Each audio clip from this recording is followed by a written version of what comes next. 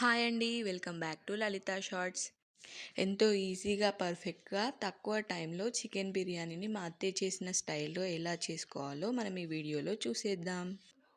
మేమైతే ముందుగా 1.5 కేజీ చికెన్‌ని తీసుకొని బాగా వాష్ చేసి 3 టేబుల్ స్పూన్స్ ఉప్పు, 4 టేబుల్ స్పూన్స్ కారం, 1 టేబుల్ స్పూన్ పసుపు, 2 టేబుల్ స్పూన్స్ అల్లం వెల్లిపాయ పేస్టు, 1 టేబుల్ స్పూన్ ఆయిల్ వేసి ఉప్పు కారం అంతా ముక్కలకు పట్టే విధంగా కలుపుకొని స్టవ్ పైన మీడియం ఫ్లేమ్లో కుక్ చేసుకోవాలి. చికెన్లో వాటర్ ఊరేటప్పుడు మూతను తీసి కుక్ అయ్యేటప్పుడు వచ్చిన సూప్ని మనం కొంచెం వేరే బౌల్లో తీసి పక్కన ఉంచుకోవాలి. ఆ క్లిప్ ఇక్కడ మిస్ అయిపోయింది. ఆ తర్వాత ఒక కడాయి తీసుకొని అందులో ఒక 2 టేబుల్ స్పూన్స్ ఆయిల్ వేసి ఒక 2 ఉల్లిగడ్డలని సన్నగా తరుక్కొని గోల్డెన్ బ్రౌన్ కలర్ వచ్చేంత వరకు ఫ్రై చేసుకొని పక్కన ఉంచుకోవాలి.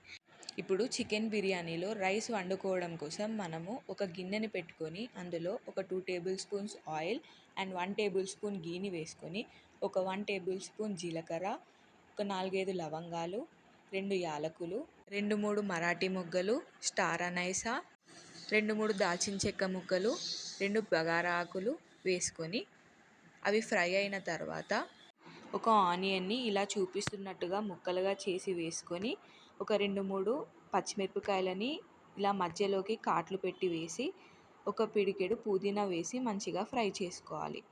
ఒక 1 అవర్ ముందుగా నానబెట్టి పెట్టుకున్న రైస్ని మనం పోపులో వేసుకొని నెమ్మదిగా కలుపుకోవాలి.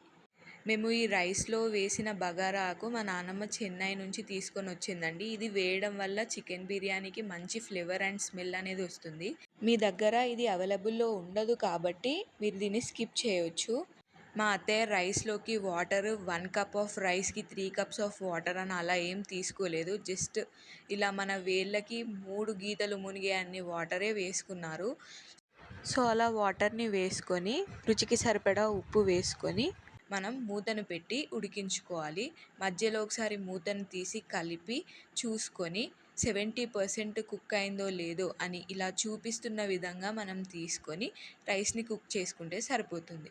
ఇప్పుడు మనం ముందుగా కుక్ చేసి పెట్టుకున్న చికెన్లో ఒక 2 కప్స్ ఆఫ్ కర్డ్ అండ్ మీరు కావాలనుకుంటే చికెన్ మసాలాని వేసుకోవచ్చు, లేకపోతే స్కిప్ చేయండి. ముందుగా ఫ్రై చేసి పెట్టుకున్న ఆనియన్స్ని వేసుకొని ఒక 1 టేబుల్ స్పూన్ అల్లం వెల్లిపాయ పేస్ట్ వేసుకోవాలండి.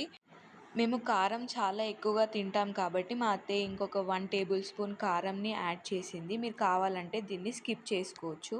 ఇప్పుడు ఇవన్నీ యాడ్ చేసిన తర్వాత మనం చికెన్ని మంచిగా కలుపుకొని మనం ముందుగా 70% కుక్ చేసి పెట్టుకున్న రైస్ని చికెన్ పైన ఒక లేయర్లా వేసుకొని దానిపైన కొత్తిమీర ఇంకా పుదీనాని సన్నగా కట్ చేసుకొని వేసుకోవాలి. దానిపైన కొంచెం ఆయిల్ వేసి ఇంకొక లేయర్ రైస్ని వేసుకొని మళ్ళీ ఫ్రైడ్ ఆనియన్స్ని వేసుకోవాలి.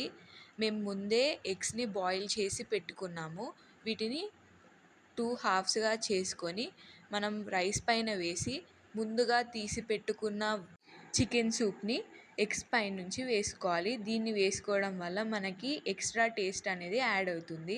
దాని మీద నుంచి మిగిలిన రైస్ అంతా వేసుకొని ఫుడ్ కలర్తో కలిపిన వాటర్ని వేసుకోవాలి.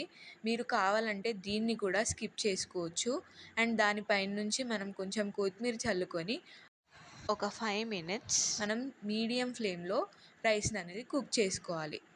అంతే అండి, ఎంతో సింపుల్గా టేస్టీగా మా అత్తయ్య చేతి చికెన్ బిర్యానీ రెడీ.